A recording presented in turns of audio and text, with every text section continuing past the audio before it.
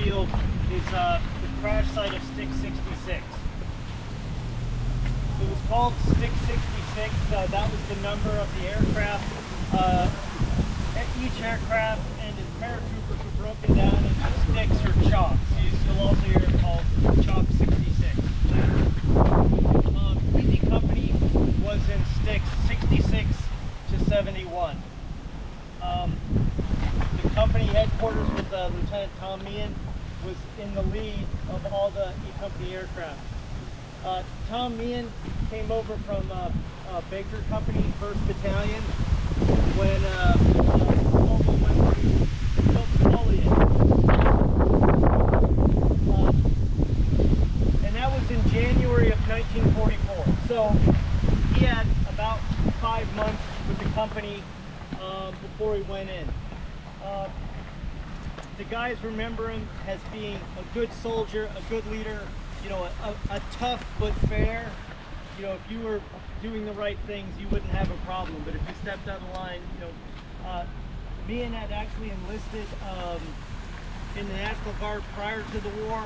He was a cavalryman. Don't tell Richard that. And then he volunteered for the paratroops. And kind of crazy thing happened on the day after the miniseries premiered on Utah Beach. We're going to be here just a little bit. So it was June 7th, 2001. And they had a final farewell dinner reception somewhere in Paris. And I was sitting at a table with Chris Anderson and a weird reporter from TV Guide and an Irish guy with a fashion magazine. I don't know. But there were 2 other guys, a father and a son. And Chris and I got to chatting with them. And it turns out that the older gentleman, the father, was Tom Meehan's nephew and his grandnephew. And so at that time, not a lot was known about him. And he said that, you know, they grew up hearing about their uncle Tom and his being a paratrooper, and that he religiously wrote his wife, and the letters were so beautiful, and his wife Anne would share them with her best friend, who just thought they were incredible, and actually asked, can I copy these? Probably took out the dirty stuff, but, you know, kept the other stuff. And in a flood in 1950, the original letters were destroyed, but the best friend had provided copies to the family. These guys, yeah, we have the copies of these letters.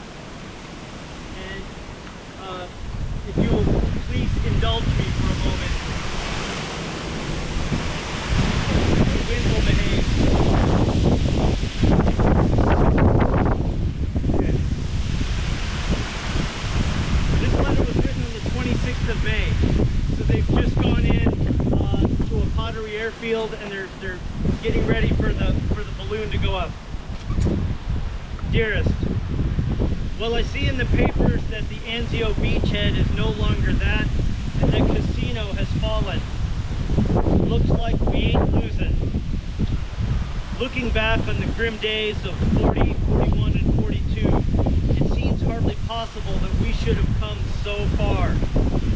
Those were grim years, and we in the States hardly realized it. Now the shoe is on the other foot, and the war has probably been decided in Europe. Yet somehow I wonder about the peace. I'm afraid I'm a pessimist with little faith in the goodwill of mankind. Looking it over, thinking about it, brings the realization that any peace will be compromise, not everlasting. I suppose the people, being as they are, have thought and tried peace for thousands of years. But war, like the unwanted cat, comes back. All we want is our way of life, and all the handshaking and backslapping in the world won't change our ideas to conform with the other fellows. The question is not, how can we ensure a permanent peace, but how can we have peace for the maximum length of time and still be ourselves unyieldingly. We're fortunate in being Americans. At least we don't step on the underdog. I wonder if that's because there are no Americans, only a stew of immigrants, or if it's because the earth from which we exist has been so kind to us and our forefathers. For every one of our millions that has that treasure in his hand, there's another million crying for the victory of life. And for each of us who wants to live in happiness and give happiness, there's another different sort of person wanting to take it away. Those people always manage to have their say, and Mars is always close at hand. We know how to win wars. We must learn how to win peace. Stick our noses in the affairs of the world. Learn politics as well as killing. Make the world accept peace whether they damn well like it or not. Here's the dove, and here's the bayonet. May we never see the day again that World Peaceways and the like organizations dull our senses and make us anything but realists. If I ever have a son, I don't want him to go through this again, but I want him to be powerful enough that no one would be fool enough to touch him. He in America should be strong as hell and kind as Christ. That's the only insurance until human nature becomes a tangible thing that can be adjusted and made workable. That's a man we lost on June 6th. That is a man who saw the world. He saw the perils of isolationism. He saw the uniqueness of America. There are no Americans. Talk to Native Americans, give you different stories. We are a stew of immigrants, and we're always evolving and changing. And he saw that. And that's, you don't step on the underdog. We have to have a leadership role in the world. Here's the dove and here's the bayonet. Just before he got on the plane, late on June 5th, he dashed off one final note, handed it to some ground crew. Just a note to his wife on June 5th.